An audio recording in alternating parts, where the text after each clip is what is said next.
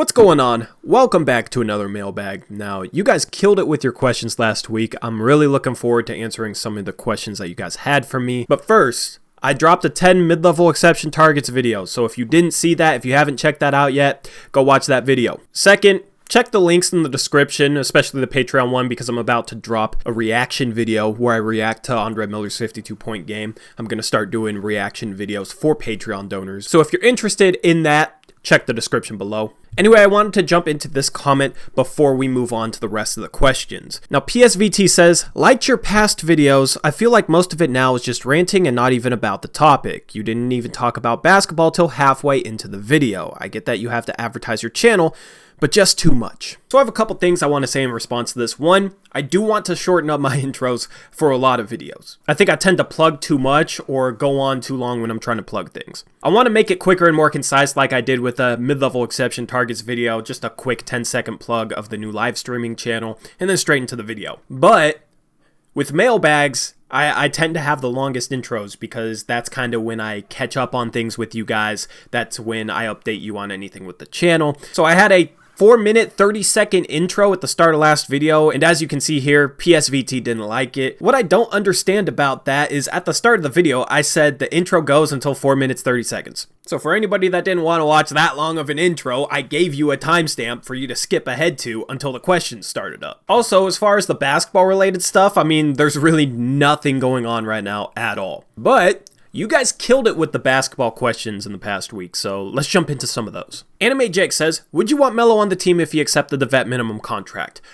I would be down to have Melo on the team, but as I said in my MLE targets video, I'm not a huge fan of his skill set at the backup four. I think we need more well-rounded forwards. I got a little bit of heat for that in the comment section. I just saw somebody say something along the lines of, what's wrong with this guy? Why would you want Marvin Williams and JaMychal Green over Carmelo Anthony? And I don't necessarily think those guys are better. They're just more well-rounded players. I'd rather have them in the lineup because our defense sucked last year. But I wouldn't hate having Melo return and be the backup four and play 15-20 minutes per game. It'd be interesting to see what he could do with that role. But as the largest role, I'd want to give Carmelo next season, and I wouldn't want to pay him anything more than the minimum contract. EWO says, what are your thoughts on Ben Barch's smoothie, including 7 eggs, cottage cheese, grits, peanut butter, bananas, and Gatorade?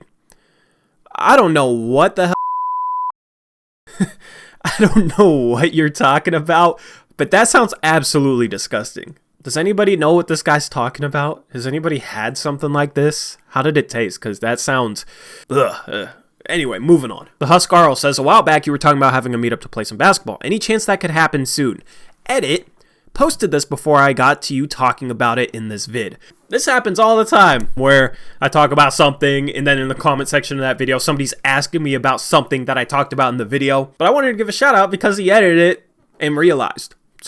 But I did bring up this topic again because we got some updated information. I am in Washington, and in phase 3 of our plan, you can have gatherings of up to 50 people. So if we got to that point, we could have some pickup basketball in Washington. Oregon's a different state, so I assume they have a little different plan. I don't know how similar it is to Washington's, but they do have fewer cases. So I don't know. We'll have to wait and see, but hopefully this summer we can get some pickup games. MK says, what do you think Wenyen Gabriel's ceiling is? And this one's hard to predict. I mean, Pascal Siakam after his rookie year, nobody would have thought that his ceiling would be as high as he's shown because Pascal Siakam is an all-star caliber player. And if you said Pascal Siakam had that level of potential after his rookie season, I probably would have told you you're crazy. And honestly, I think a lot of people would have agreed with that.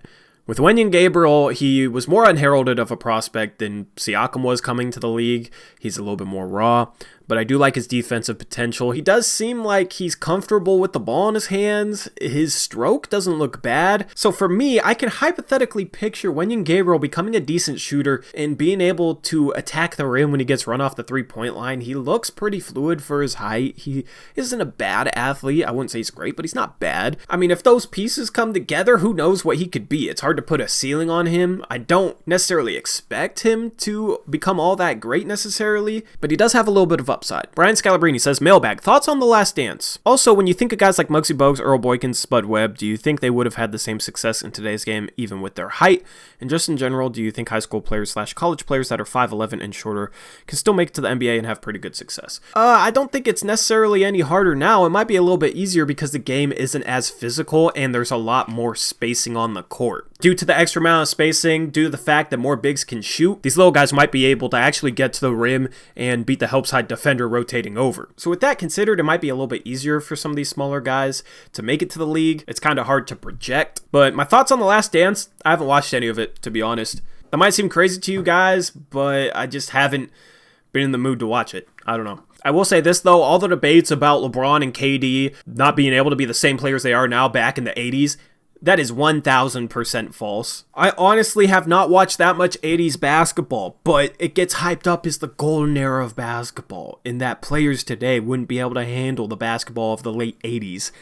But then I watch footage, and I've watched a couple full games from late in the 80s, mostly just to watch Michael Jordan, because although I haven't watched the documentary, I have been watching a lot of Michael Jordan highlights lately and game footage. After watching some more of that lately, I'm not impressed by late 80s basketball whatsoever. Yeah, the 80s might have been a little bit more physical, but nowhere near as much as a lot of people would lead you to believe. I don't think defense is all that much worse now. You have athletic players, I think you have players that are quicker laterally, they can't be as physical on the perimeter, and maybe the effort isn't there like it was in the 80s, but guys are just more athletic now. They move their feet better. You have more athletic big men protecting the rim. And yeah, you can look at today's game with all these players flopping and whatever. But if you put LeBron in the late 80s, he would adapt to the physicality. He wouldn't be flopping to try and draw fouls. He wouldn't be trying so hard to draw contact. He would be using his strength, which is very impressive, to dominate late 80s basketball. The arguments that the best players of today's generation wouldn't be all-star caliber talents back then is absolutely ridiculous to me. And yeah, that's my thoughts on 80s basketball. So moving on. We got a football question. Dame Dollar says, how do you feel about the Niners passing on CeeDee Lamb and Jerry Jeudy in order to get Javon Kinlaw at 14? I'm a Niners fan, so this question is relevant to me. We also had a follow-up question from Randall Pink Floyd saying, Niners draft, love it or hate it. So my thoughts on the Niners draft, I don't pay a ton of attention to the draft, but I knew CeeDee Lamb and Jerry Jeudy, and I wanted the 49ers to get a receiver. So I was really bummed when we passed on them. I didn't really understand trading up for Ayuk, but honestly, I really trust that front office. I think the 49ers have one of the top 3 front offices in football. They know a lot more than I do, obviously. I'm not like how I am with the NBA and college basketball when it comes to the NFL and especially college football, because I don't really enjoy college football. So I was bummed at first, but looking back, reading up on these guys, watching a little bit of tape and, doing a little bit more research, I actually do like the draft. We needed to replace Buckner on the line. We got that guy. Kinlaw's inconsistent. That's kind of the one issue that I've read about him. But apparently when he's on, he's an absolute monster. So if we can get him to be consistent, that'll be nice. And then we did get a talented receiver, which is what we needed. We also replaced Joe Staley with a tackle who might be better for us next season. We got Trent Williams. That was a phenomenal trade. Didn't give up much value. So that trade was the best move of the 49ers draft. Honestly, they had a really solid draft. I'm really excited for the NFL to return in September, hopefully. I mean, it might get postponed, but it's looking like they're going to try and come back with September, and there might be a chance to have fans in the stands, which is what I'm hoping for the NFL. I'm hoping that goes well. Hopefully, they're able to put some things that work from the NFL in terms of getting fans into stadiums. Hopefully, the NBA is able to implement that. Hopefully, this pandemic isn't anywhere near as bad as it is right now. And yeah, I'm just trying to be optimistic about this whole thing. So next question. Ben C. Darling says, do you think Devontae Graham can improve anymore? It seems like he slowed down from the last stretch since the season ended. Has he hit his ceiling? I don't think he's hit his ceiling. He's really only had one season where he's played where he's got regular minutes, and he's just an inconsistent player right now. If he could just be more consistent, I think he could be a 40% three-point shooter. I actually think his defense is a little bit underrated. He was top 10 in defensive real plus minus last season. If he was like 3 inches bigger, he would be phenomenal because he would be able to finish around the rim easier. That's kind of the one thing about him is he's mostly a three-point shooter, not too much of a slasher. But I think the next step in his development is just being more consistent and then improving his slashing, getting downhill more, finishing around the rim more, collapsing the defense more, which can open up kick-out passes and stuff like that. So no, I do not think he's reached his ceiling yet. Russell First Round Exit Westbrook says, when the mock off-season league is over, will you make a top 5 best and worst trades video? I might make a top 5 best trades video, but I probably won't make a top 5 worst trades video. Because even though I said that people shouldn't take criticism of their moves seriously because we're just analyzing the moves we make, it's not a personal thing. Even though we've said that, people have still kind of gotten a little bit upset when moves get criticized, so making a top 5 worst trades video probably wouldn't go over too well. But I could definitely make a positive one and give people some props for some of the moves they've made in that league, so a top 5 best trades video is actually a pretty good idea. The original Dizzy D says, how do you think Bey would fit with the Blazers if he falls to us in the draft? The thing is, there's 2 Beys in this draft. There's Tyler Bey and there's Saddiq Bey. I assume he's talking about Saddiq Bey, but I'm not sure. So Dizzy D, re-ask that question down in the comment section below. Let me know which Bey you want me to talk about, and I will on the next mailbag. Let me know which Bey you want me to talk about. B-A-E. Get it? Nikos Kodakris says, will the Blazers trade their first round pick for a piece that will make them better for a championship push?